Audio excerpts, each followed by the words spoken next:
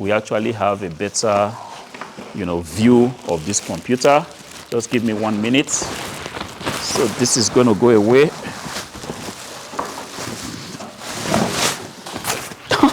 This is crazy.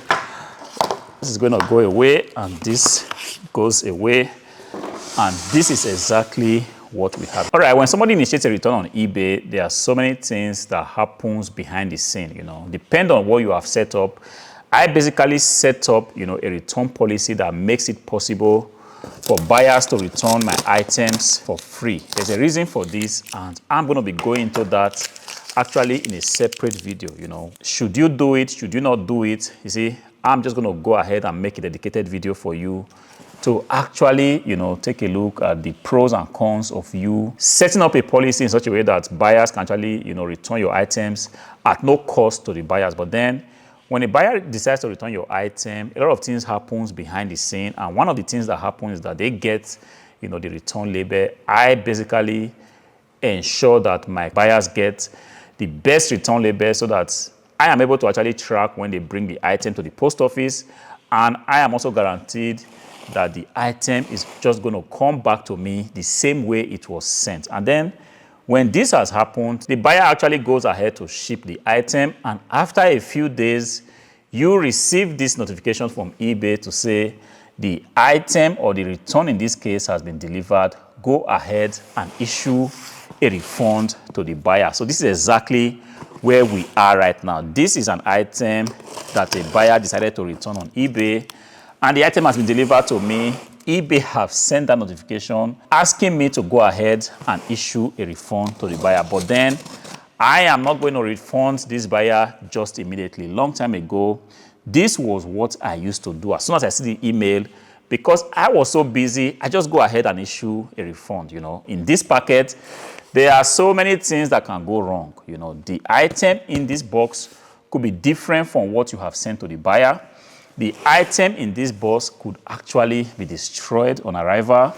But from what I can see from the outside of the packaging, everything appears to be, still very much intact. But then I have seen situations like this before where the packaging actually looks very good, but then the content for one reason or the other just gets destroyed. The reasons for returning this packet, I actually covered in a separate video. I'm going to be linking it here. You can actually go ahead and take a look. But then this is what it is. I'm trying to open this on camera, not because I want to document the process for eBay, but just to make a video as to tell you that, look, first of all, this is real. If you decide to sell on the platform like eBay, it's not just an eBay thing.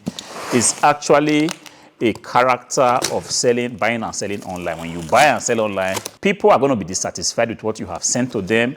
And for one reason or the other, they might want to return the item. It's just what it is. There's no way you can actually, bypass that process, all right? But then I'm making this video to show you that, look, if you get to receive your item that has been returned, please, please, and please, never you be in a hurry. If you're going to be foolish, you're going to be in a hurry and just go ahead and issue, a refund to the buyer. But then when you do that, the transaction is declared, closed officially. There's nothing you can do about it. If you go ahead to issue a refund and for one reason or the other, you received a wrong item, there's no way you can reverse that transaction, because as soon as you click on the refund buyer now button on eBay, eBay is going to go ahead and debit your account. And on the eBay side of things, the transaction is closed. There's no way you can now go ahead and start to call eBay and say, I'm so sorry, I did the return processing just in a hurry. I didn't check the package that was sent back to me. I'm so sorry, eBay. The content is different from what I sent to the buyer. Nobody's going to accept that from you. eBay will debit your account and the money is gone, is gone. And then secondly, if you go ahead and issue a refund and for one funny reason, the item is broken in transit, then there is also nothing you can do. I actually learned from many mistakes. Many times I refunded buyers only to realize that one or two things wasn't right. And I said to myself, this is never, ever, ever going to happen. But from what I can see here, this actually looks like a responsible, a responsible buyer. Buyer reached out to me and said the PC doesn't meet his needs, and because of that, he wants to return the PC. And then from what I can see here, the buyer has just carefully repackaged the PC exactly the way it was sent to him. Nothing dramatic. This is a beautiful one. If it happens like this, then nothing really bad, because you are not really at a loss. Definitely you're going to be losing like 10 euros, 15 euros, 20 euros here and there, because these packaging materials, some of them I can still reuse, but not everything can be reused, you know. This thick kind of wrap, I can still use this, but the bubble wrap in this case, I really don't think I can use that anymore. And the carton, this is a very solid two-wall carton, like you can see here. I won't be able to use it anymore, so that will represent a minimal loss. And another loss that I'm actually going to be dealing with is the loss of first shipping this computer to the buyer and then having to issue a refund, you know, label to the buyer to ship back the item. If you calculate that, you are already looking at, you know, well over 20 euros loss. But then it is what it is. You are not going to say now that because people are going to return your item, you are never, ever, ever going to sell things online. I used to think like this in the beginning, but then it took me some time to just correct certain things to understand that, look, if you decide to sell items online, returns are just part of the process. But then I am making a lot of videos every now and then, especially when I receive returns like this. I tend to want to make video because it's also a way for me to actually make a plea to the buyers of this item. First of all, if you are a buyer of, you know, expensive items like computers online, please try to ask questions when you are in doubt. This is a transaction that could have actually been avoided only if the buyer had decided to just, you know, send me an email, which I would have basically responded to, all right? But the buyer in this case didn't send me an email, and from nowhere, he received the item and in less than 2 hours wanted to send it back to me. I'm just going to clear this table so that we actually have a better, you know, view of this computer. Just give me 1 minute. So this is going to go away.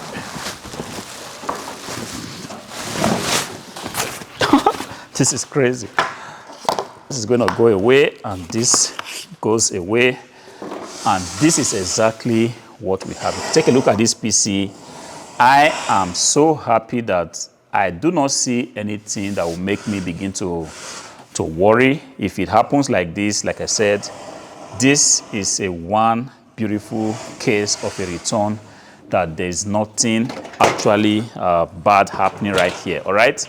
The PC has been returned. Everything is still very much intact. As much as I have already lost a little bit of money, but the fact that the PC is still complete the way I have sent it, it shouldn't really be a problem for me to release it on eBay and still go ahead and sell this PC. I have actually seen worse cases, and if you have been following this channel for quite a number of time, you would have seen that, look, there are instances where we receive returns from buyers and everything is just a mess. Sometimes the front blend here is broken because the item has not been packed properly. Sometimes the buyer attempts to upgrade certain things and in the end leaves the hard drive in a shabby manner.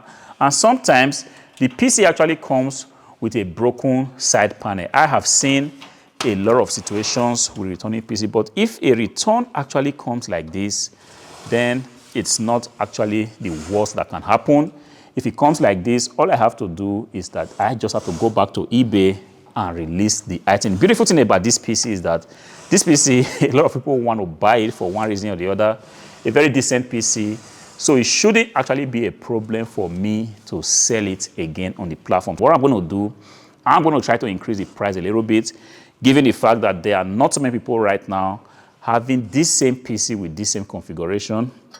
I'm just going to try to increase the price a little bit as to reflect the 20 euro loss that has already gone into this PC. And I hope that when somebody new buys this PC, the person will actually have to keep it. And in this way, I do not have to record a total loss on this transaction. You might be thinking now, Hardwareflipper, why would you increase the cost of this PC? You know, you might probably not sell it because it might be a little bit more expensive.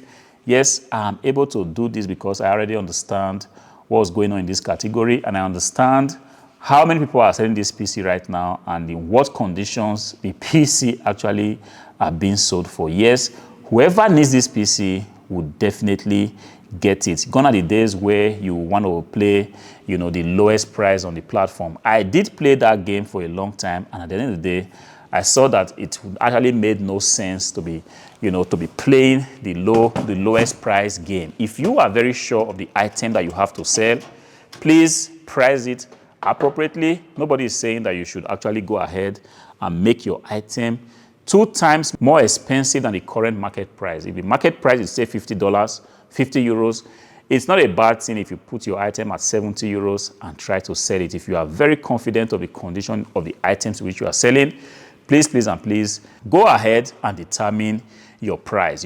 I can actually do this because of the nature of items I sell. There are certain items that if you sell online, you pretty much don't have a lot of space to just go ahead and increase your price and expect the items to sell. People are actually very sensitive to the kind of items they buy. They are sensitive to the optical condition of the item.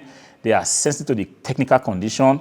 Even though a lot of people will be offering items in very good technical condition on the platform, say eBay or whatever, but then the optical conditions of these items is also something to reckon with. Take a look at this PC right now. It's looking in a very, very excellent condition, all right?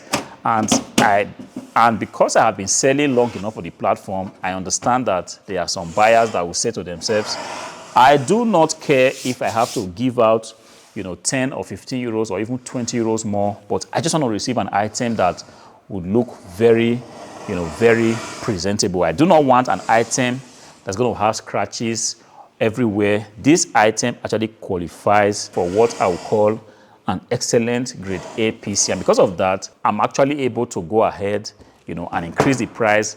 And also, I'm not in a hurry to sell this PC right now. I actually can wait for a week, for 2 weeks, 3 weeks, up to 4 weeks, as the case may be. I'm not in a hurry to sell it, but I am very confident, given the data I have, given the experience I have in this area, that look, this PC will be sold, and at the end of the day, I am going to make the profit that I intend to make from this PC. This is one of the things that happens when you have gained experience over a very, very long time. Yes, if a rookie seller is going to do this, I pretty much think that the rookie seller will already panic.